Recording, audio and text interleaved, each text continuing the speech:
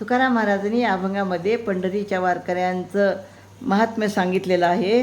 आणि काय म्हणतात बघा ते, पंढरीचे वारकरी ते अधिकारी मोक्षाचे, पुंडलिका दिलावर करुणा करे विठ्ठले, मूळ पापी जैसे तैसे उतरी कासे लावूने, तुका मने खरे झाले एका बोले संताच्या.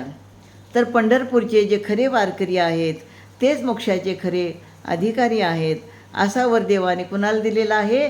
पुंडलिकाला दिलेला आहे.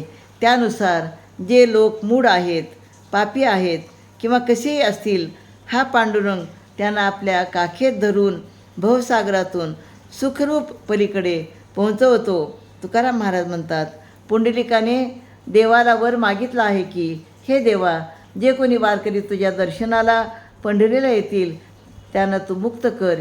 या पुंडलिकाच्या वराला देवाने मान्य करून त्याचे म्हणणे खरे ठरविलेले आहे. रामकृष्ण हरी.